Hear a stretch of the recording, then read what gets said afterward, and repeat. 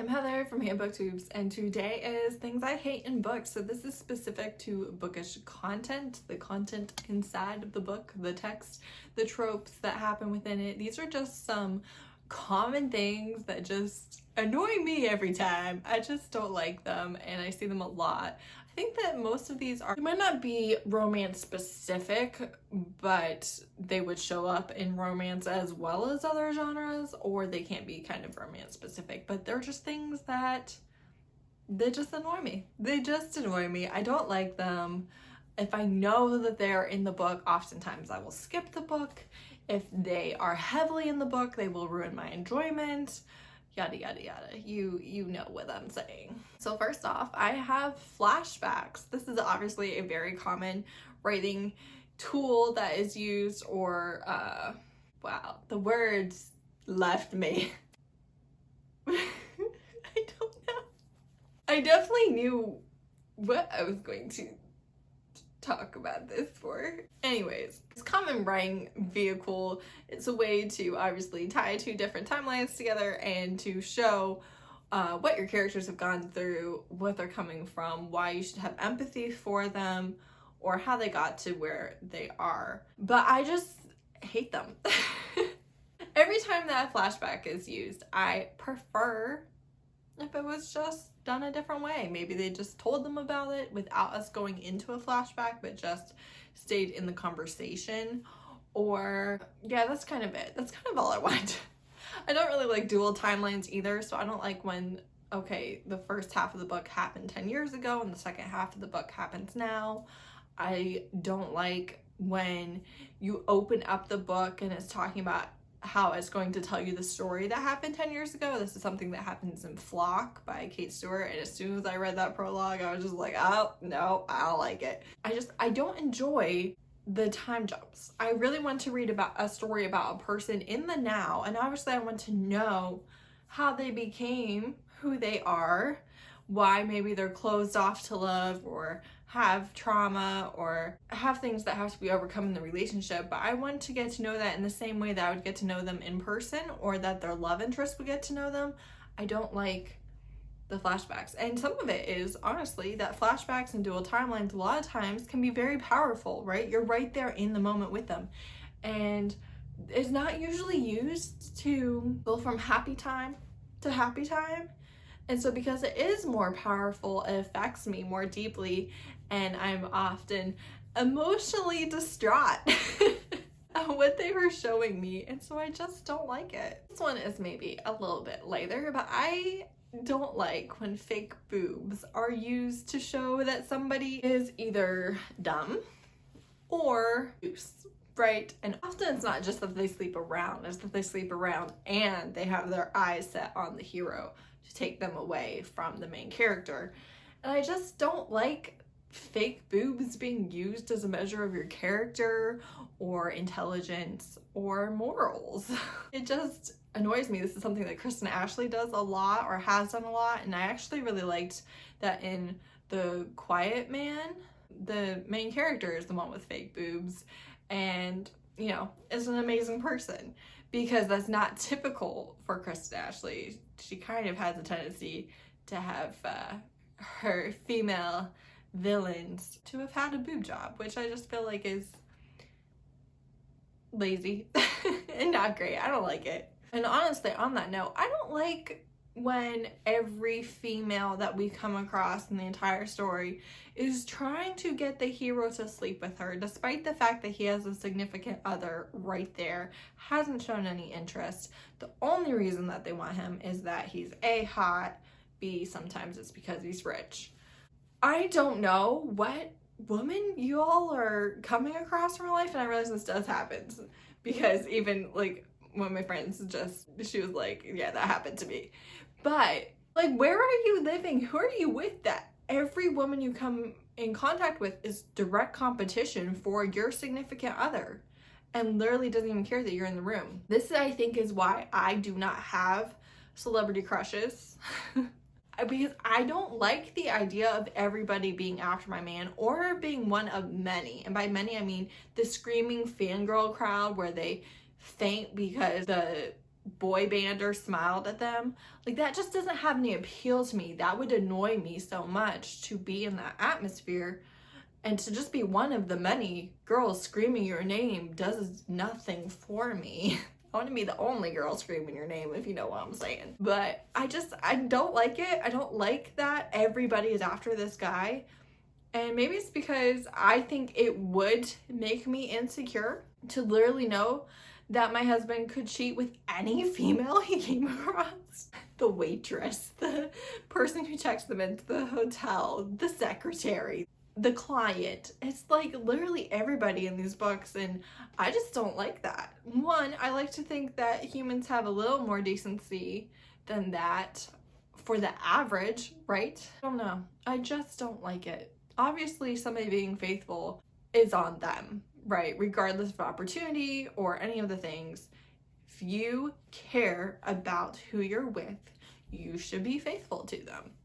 I really, truly believe that.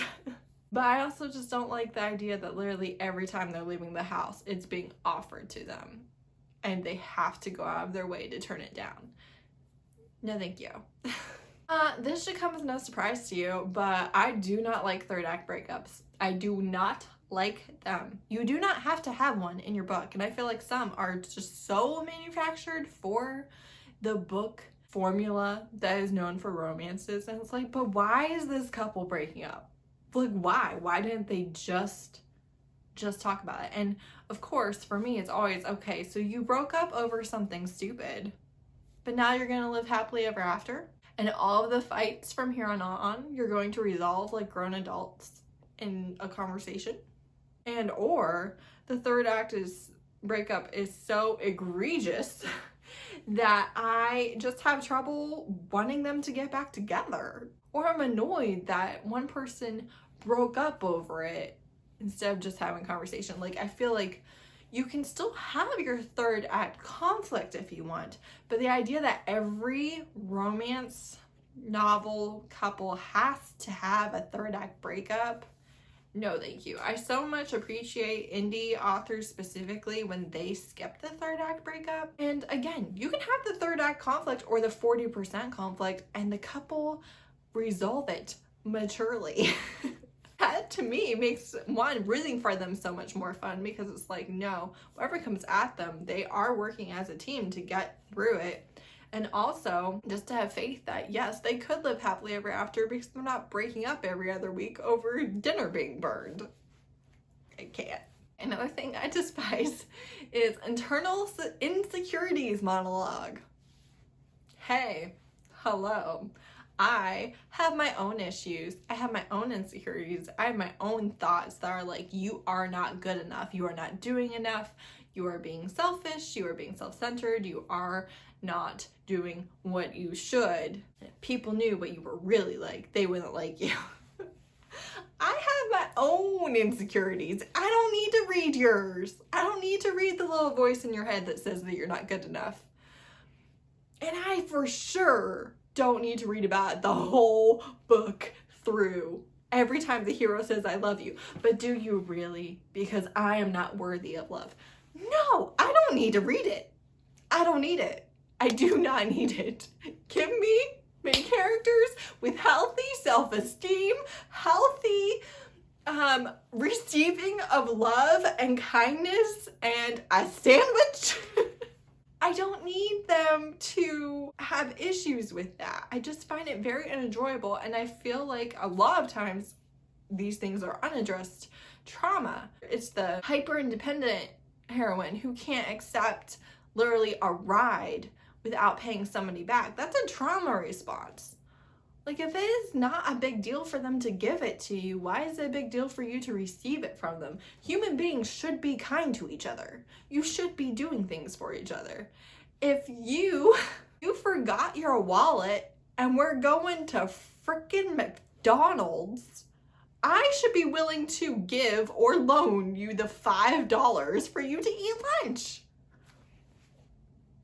We know each other enough to have gone to this restaurant together, to the McDonald's drive-thru, because there are literally main characters who are like this, who will not accept a $2 sandwich from somebody. I'm just like, that's not good. That's not good. I my self-insert reading personality, I don't want to become you. If I want to become you, I want to become somebody better than the real life me. I don't want to become somebody who has whole issues that I don't have. And it's the same thing with pushing away love, and it's the same thing with that little voice inside your head that says you're not good enough. Or I hate when like everything's going well in the relationship, but you know in their thoughts that they're just waiting for the end. And then they're gonna have a third act breakup just because they were waiting for the end because good things don't happen to me.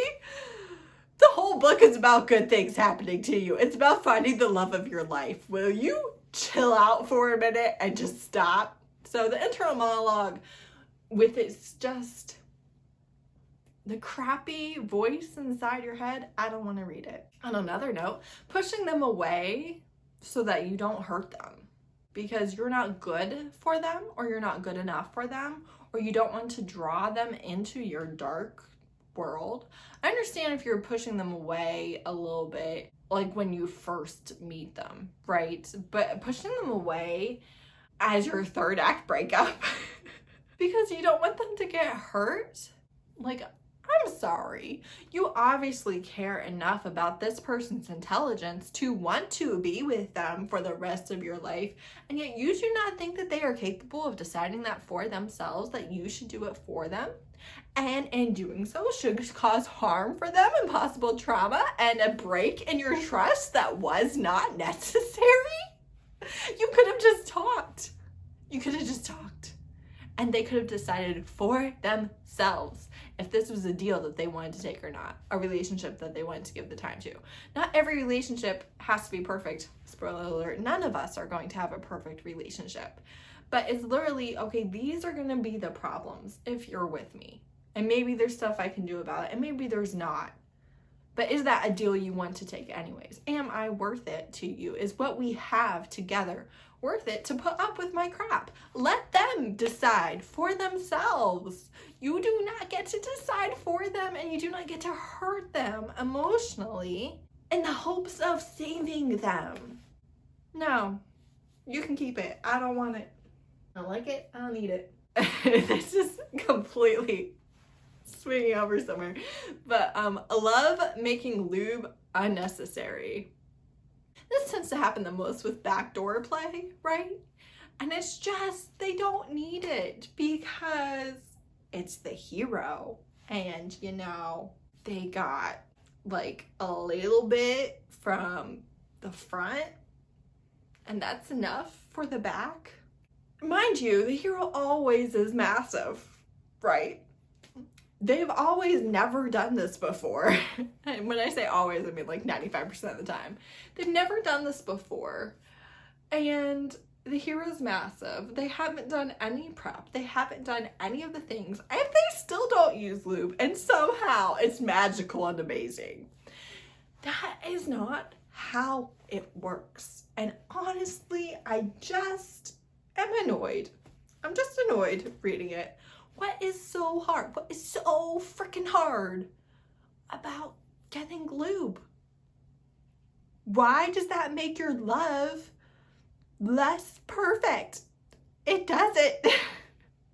Making love does not make the back entrance play magically easy and pleasurable. That's not how it works. Yes, that annoys me very, very much. Thank you. Okay, here's a thing, and this is like specific to the author that it just annoys me. When you share a side character's entire timeline, all of their altercations, everything about them falling in love with this person, everything about what they're going through, in order to make us want to read their book, instead of just making us care about them as a side character. Make us intrigued by them, not by, whoa, I saw them talking to a shady man in the alley. No, make me care about Susie. I want to read her book. Do not tell me about how, well, I'm pretty sure Steven kidnapped Susie and now we're all excited to see. It just annoys me. Make me care about them. And I understand that sometimes you can obviously show a plot point where it's like, did you hear about her? here's what happens. And you're like, oh, wow, that's going to be an amazing book. But ultimately, that does not work for me if you have not made me care for the character. And there are some specific books that I can think of where it's like they showed everything that was going to happen with the side character instead of making me care about them at all. At all. They weren't even like a full person. They were just their plot points to get you to read their book. And why would I care about that if you didn't do a good job with them in the first book? It's my thing. Okay, so another thing that just is, I wouldn't say that I hate it in a book. I would say that it diminishes my enjoyment of a book as lack of conversation between the characters. Not just bad communication or lack of communication, because obviously I have an issue with that. Don't love miscommunication. Don't love when they're making whole decisions without talking to each other, or, you know, getting angry and not explaining what their issue is. Obviously I have dislike for all of those things, but I enjoy the dialogue. I enjoy getting to see these characters have their conversations. Obviously, I care about physical chemistry. I care about your personality, how you treat others, all the things. But I feel drawn to you, whether it be romantically or platonically, whatever it may be. I feel drawn to you based on your conversation. And so when we skip that in a book, I don't feel very drawn to the characters, and I don't see why they're drawn to each other.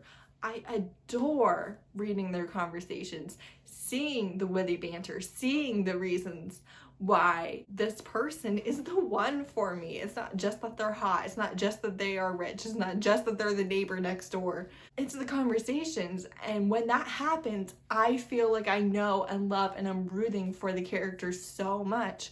But when that's lacking, I feel like I'm just reading a story, if that makes sense.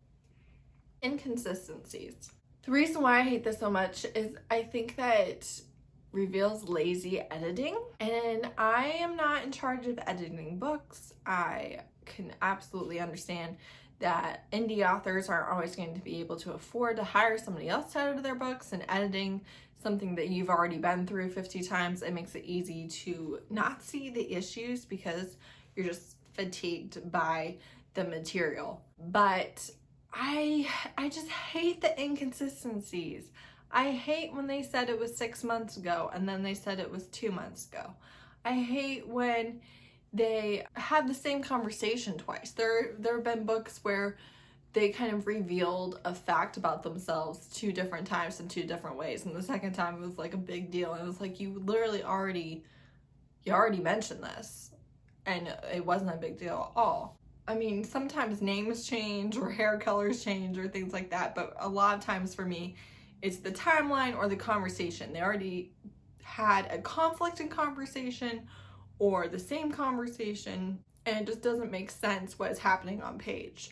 And my brain is like, that's wrong.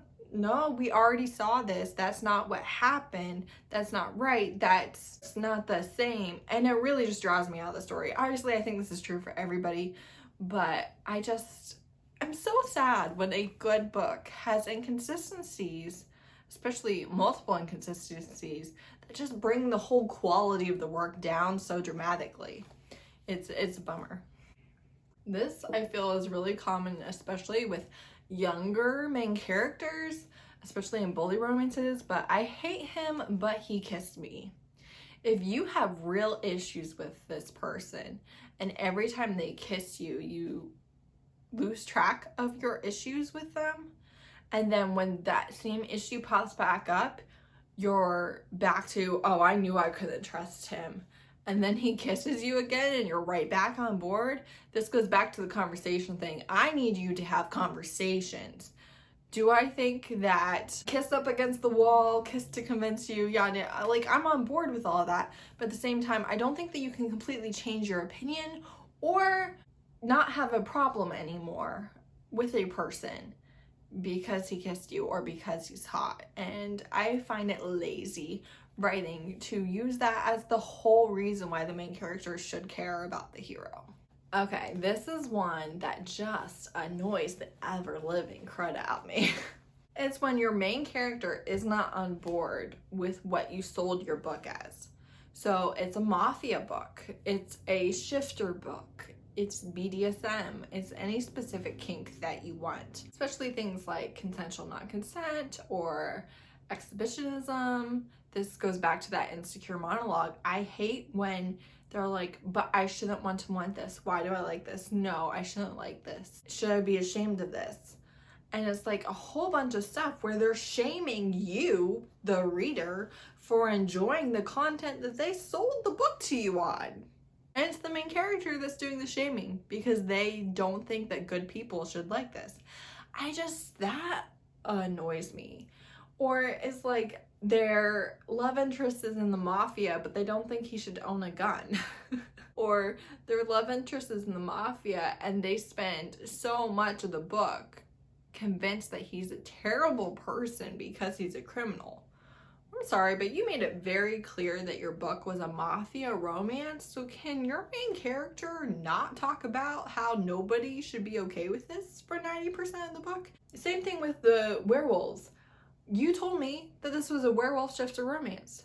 So why is your whole conflict going to be that the main character does not realize that werewolves exist and is disgusted and reviled when she finds out that her love interest is a werewolf? What? No, it's a werewolf romance. No, you said we were gonna get a sexy werewolf. I don't want this stupid little human being like, oh no, werewolves, they're evil. Excuse you, ma'am, but I am a big fan of shifter romances and I don't appreciate your tone. That's kind of where I'm at. And I think it's even more so with the kinks and stuff. And I understand if there's a learning process, they did not know that they would enjoy this. That's not what I'm saying. I'm saying where they're literally like, I shouldn't want this.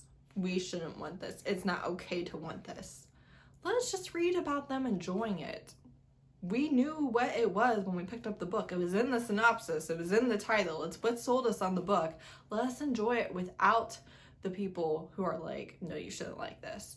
There are plenty of those outside the book. We don't need it in the book. The unsupported best friend, sister, family, roommate, coworker, any of the things. It just gets on my very last nerve. And I think it's because I really do believe with my whole soul and being that you should cut out toxic people from your life and that you should not allow them to decide what paths you're going to take in life, who you should love, what you should do with your body or your life, your living situation, your career, your any of the things. Do not let toxic people hold that power over you. And I just don't enjoy reading about characters who are putting up with toxic people all the time. I don't think that they should do it. I truly very much enjoy when they cut them out of their life. And I appreciate it specifically to happen early in the book. This is one of those things that I fell in love with way back when I was a young teenager when I read The Blue Castle by Ellen Montgomery. She's 29 years old. She wakes up on her 29th birthday, just hates her life. Her entire life is controlled by her family. She's never had a boyfriend. This is written in the early 19-teens, 20s, so different society.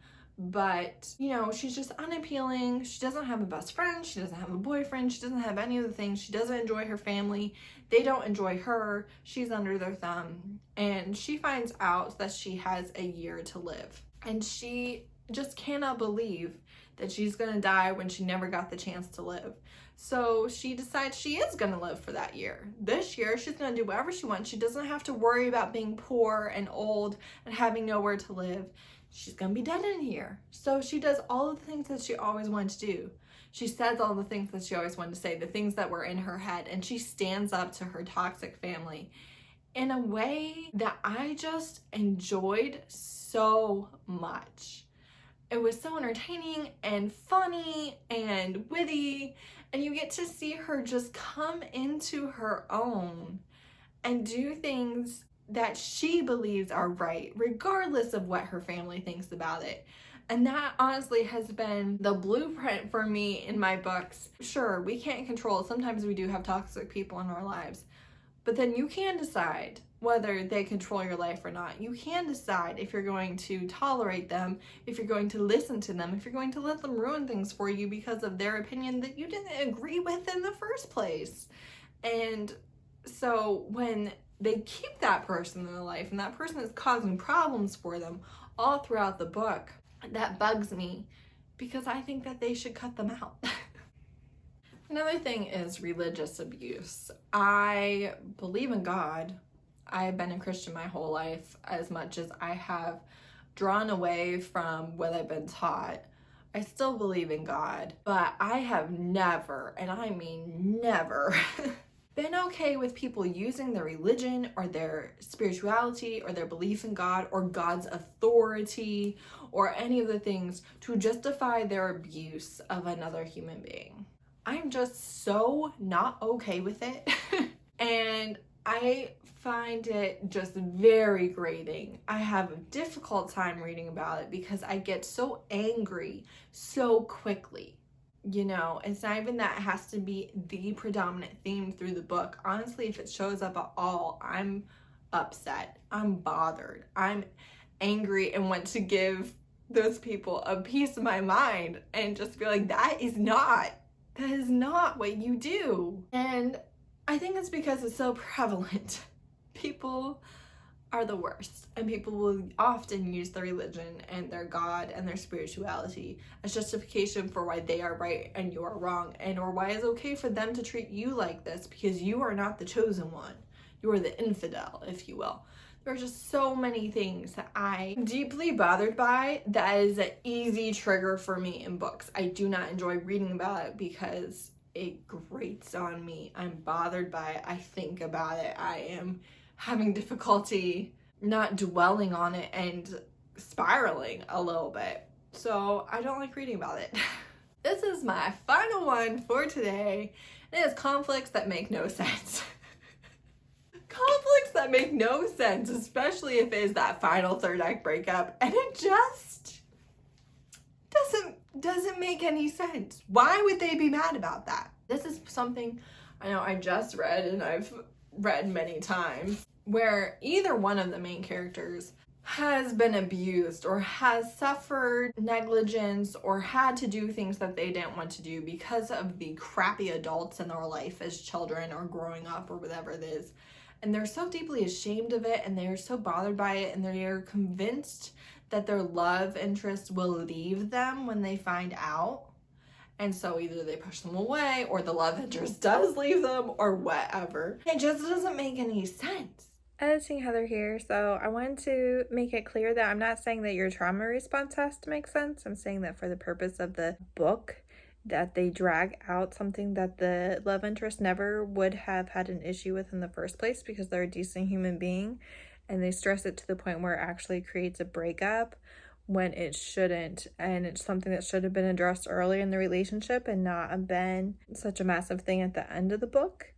And when the conflict is just something that I don't think that the couple should have broken up about because they are each other's forever. If you're the one for each other, then you're going to understand, and it doesn't make sense to literally have a breakup over something that you should just be comforting the person about because you love them and you care about them and it wasn't their fault in the first place. That's it. It's for the purpose of the book, for the third act breakup. It's not real people dealing with their trauma and having struggles with relationships because of it. It's you're gonna be in this relationship, but we're gonna have a third act breakup because trauma. It doesn't make any sense. Why would I leave my husband because I found out that something bad happened to him 20 years ago? Like, it just doesn't make sense. And then there's also where, like, there was this one book that I read recently where he was undercover and she didn't want to be in a relationship with him because he was a criminal and he was undercover, and when she found out he was undercover, she left him. You didn't want to date him the whole time because he was a criminal, but when you found out that he wasn't a criminal, you're like, no, you liar. What? Or there's ones where it's just like they believe somebody that they know is a liar or a bad person, and they take their word for, oh, I knew I should have never trusted them. You know that person is shady. You've known it the whole book. Or there was one where she had divorced her husband and didn't agree with him on anything.